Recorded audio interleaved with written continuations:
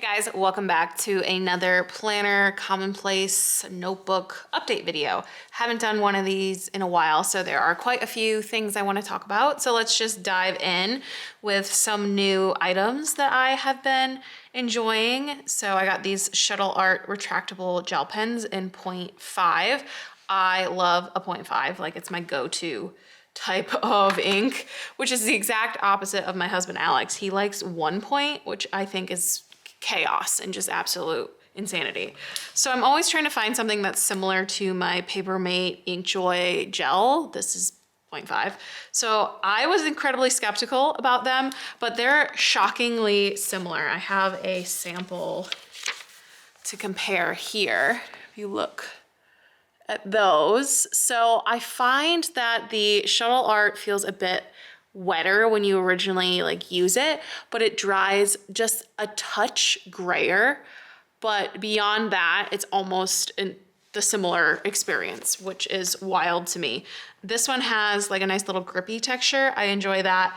I also like being able to see where I'm at with the ink levels, because I do go through a lot of pens with writing in my journal every single day. Like I can crush a pen in no time. So it's nice to be able to see it, because in these, once it gets below this mark, you can't tell anymore. And then I'm trying to figure out how to twist this off, and oftentimes it's stuck and really difficult to do. So I do like that extra little added feature, but beyond that, they're so similar that I just reach for either one now. They're interchangeable to me, which is really awesome. So super happy about those. And then also from Shuttle Art, I think I talked about this a few videos ago, but I've been doing coloring on occasion. So I got this set of 51 pastel colors, and I was using the Target version. I just have a mess here, so we'll clean up so there's room to discuss. So I was using these Target ones, which were really affordable and just a great way to kind of get started. And I really like them. I think they are good quality now that I've tried some other ones. They aren't too wet, they aren't too dry. My biggest complaint is the shape of them. They're very thick and triangular, so my hand hurts when I'm using them. They also don't have the names of the colors or any sort of number. And a lot of them are really, really similar. Like these two pinks are very, very similar. All of the browns basically look the same. So you don't get a huge color variation with these. This Shuttle Art set has a much better range of color options. I did the color chart. So obviously they're all pastel. So I'm super curious to try their standard or bold or whatever sets that they have, because they are really great. And I just want a bigger color range with more bold colors. So I'll show you a few pages from my coloring book, and you can see when I get the pastel set. So this was with the Target colors. And then some of these are pastel Shuttle Art ones. And then this is all with Shuttle Art. So I found them really easy to use. They're very similar. The two types are quite similar. I think the Shuttle Art ones feel a bit wetter, so you have a little bit more time to kind of go back to your lines, so you don't get any streaks or weird blotches. So both of them are really good, but I think I'm more into the Shuttle Art ones. They are that triangle shape like the Target ones, but I find they're just easier to hold. They are smoother. It's just a smaller kind of feel. So I like that as well. And being able to identify which one is which by the numbers. I'm considering just writing my own numbers on the Target ones and doing my own little swatch sheet so that I can tell the difference, because combining the two has been awesome. So I think this one is a start of a combination of the two different colors. So there's some pastel ones, and then the Target ones are the darker ones. Two other things I wanted to mention were these two books. This first one is a kawaii Japanese drawing step-by-step book that Alex got for me, because he knows I've been trying to doodle more. I haven't started using it yet, but I think it's gonna be a really cool way to kind of explore different designs, and I like the step-by-step process. I might do them in that TN insert that I showed a while ago instead of in the book. I just can't imagine actually drawing it in the book for some odd reason, even though that's literally what it's for. So I might maybe practice some on that TN insert, and then maybe I'll put them in the book. Like, we'll see, we'll see, we'll see. Or I'll give it to my niece who likes to draw as well, so that we can share the experience. But I'm really excited to give this a go. And then my friend Dawn sent me this Bright Poems for Dark Days book, and it's been so nice to like read through all these different like famous poets writing and poems about optimism and hope and everything. So it's been really enjoyable, and there's been some really pretty artwork to look at, and it was just a really kind gift from her. So I wanted to make sure to show it as well because it's just really, really sweet. Commonplace update. I've done a couple of pages, but I've only been able to print off one because I'm still waiting to finish the other side of the second page. But I have a question for you guys. So right here, it has the pottery inspiration heading with the little circle, and it continues on to the next page. Do you think I should put the continued header like here, even though you can see where it continues? So I understand like if I were to have a section down here and it continued on to the next page, I feel like that would make sense. So that way, when you turn the page, you can know what it's connected to. But when it's a full page spread like this, I don't know if I should be putting this here or if I should just let it like continue onward. So what do you guys think? Do I need this header if it's on this like full page spread, or only if it goes onto a next like turn of the page? I don't think I have any other examples of it. This is the first time I've been faced with this. Oh, actually it's right here. Yeah, so like with this, do you think I should have this header here, or is it obvious that it's continued? Let me know, because I am not sure. But what I have done since we last spoke is I have these like pricing sheets for promotional products for like clothing with screen printing and embroidery from one of our vendors. I'm always referencing this, so it's nice just to have on hand. And then I started a section for impactful childhood books. So the books that I read as a child that have like stuck with me to this day, and I picked like various stages of my childhood. So on the next page, when I've printed off, it has like my teenage years, but I just thought this was a really cool way to kind of remember them. I'm occasionally forgetting the names of them, or like I'm talking about like books and stuff with my friends, and I'm like, oh, there was this one book when I was a kid that was super beneficial and really impactful to me, and I just couldn't remember the name of it. So Barrett and Mrs. Duck is one of the only books I can remember reading as like a very young child, being like so enamored with it. And then Harvey Potter's Balloon Farm. It is just so colorful and such an engaging, unique storyline that even to this day, I still have both of these children's books and I absolutely love them. So the other page has the Magic Treehouse series and then the Files of Madison Finn. I read those in like my preteen years, and I just really like having this little archive here. And sometimes I get some snide remarks in the comments about this not being a full-fledged Commonplace book. And maybe we need to do a whole separate video about this topic, but also I don't care and I'm gonna do what I want kind of energy. So this may not be true to Commonplace style or the purists out there, but to me, a Commonplace is a place that it's common that I can go to seek information that I have gathered. And so this fits that bill. But yeah, I'm thinking I might want to do a video about like, is common day commonplacing what commonplacing was back in the day, or are there actually no strict true rules? Are we all just using this terminology to describe journaling or memory keeping journaling? I don't know. I feel like there's like this, there's something there and I can't quite articulate my thoughts on the matter yet. So maybe if I do develop more cohesive, clear thoughts, I can do of content about that, because I know commonplacing is very like hot topic. Like my Commonplace videos do way better than my other videos because people are looking for information and tips and tricks on how to do it. But I don't know if there is a right way to do it. Like bullet journaling, now it's not bullet journaling when it was originally created, and it kind of evolves and adapts as creativity and different people use it, add to it, take away from it, and it kind of just continues to evolve. So yeah, I think it'll be an interesting conversation. So let me know if you have any thoughts on the matter.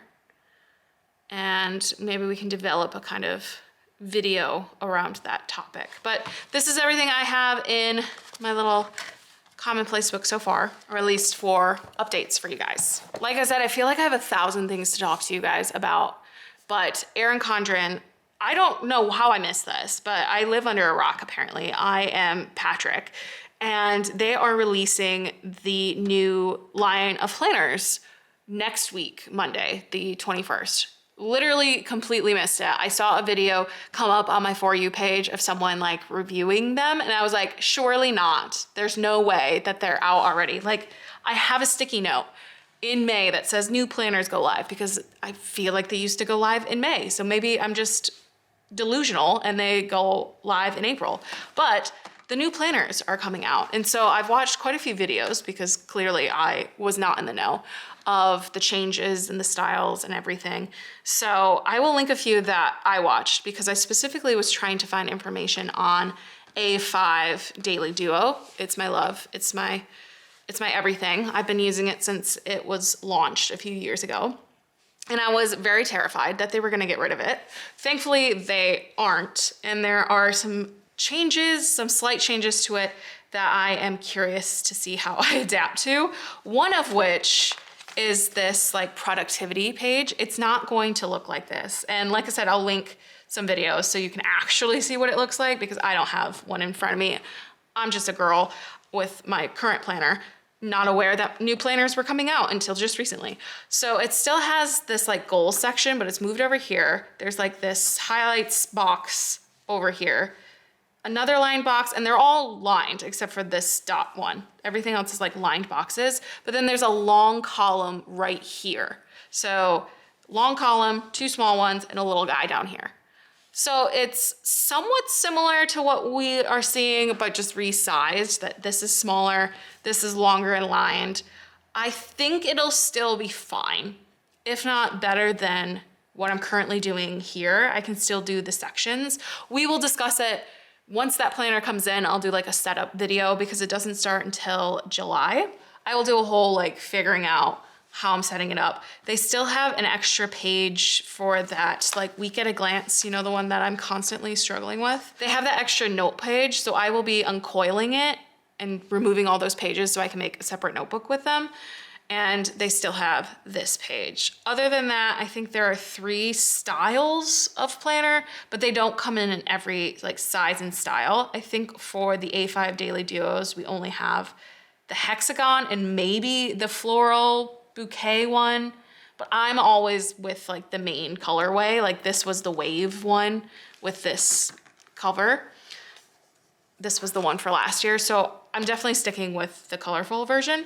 And beyond that, there isn't too many changes, at least for the A5 Daily. But if you use a different planner size and style, or are interested in seeing what else they have, I will link a few people that I was watching below. So yeah, I wasn't expecting the launch. It's on Monday, the 21st. I'm looking forward to purchasing my next planners. I've been really like bothered by not having the rest of the year to plan out like events for the store and all those like big things that are coming up. We're starting to talk about them in my like work meetings with fellow business owners downtown. And I'm just over here like, I don't know, sure, that sounds great. August, perfect, let's go. And I don't have those tabs, so I am looking forward to that. Another thing that I thought was an interesting change, it does not affect my planner world, but they are adding May and June monthly views into the 7x9 planners, just the monthly views. So if you buy their like July through December of next year new design, they'll also give you May and June the monthly view.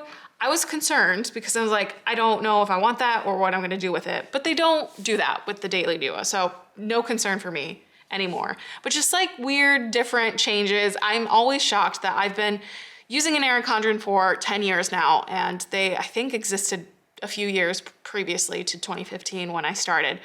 How they are still able to make changes and adapt and adjust something that to me works incredibly well. How it's always constantly just sort of changing every year is fascinating to me. Like the evolution of a planner, like It's just wild. So I'm really excited, and I feel like I've carried on a little bit too long about this, but excited about it. But let's chat about what I've been doing in this planner lately. So the last update, I was very like struggling, not using some of the pages. Like this week at a glance page is usually the first thing to go, but I've been getting back into it. I've started to do meal tracking and food tracking again, still doing the 4 good things. And I've also gotten a lot better at updating my habit tracker lately, which has been awesome because this is something that I enjoy doing and seeing, and I actually use, like I look back to see like how many times I went to pottery. It's something I'm tracking for my yearly goals. So when I don't fill it out, future Kayla doesn't have that information. So I've been getting back into it, back into the groove, back to pottery. I just feel like I'm coming back into myself again, which is fantastic because shit was bleak. Let's just be real. So everything's been going really great in here. I've been adding stickers, doing the usual. So I feel like we've rekindled our love affair just in time to buy the new one. I'm very, very excited, obviously, to continue on. I'm always concerned that they're gonna just get rid of this little guy and I'll be like, what do I do? Like, where would I go from here? Like, I'm happy here. Like, what happens when your planner piece is disrupted by outside forces, you know, not internal warfare, because that makes sense. Suddenly there's a traveler's notebook, well, that makes sense.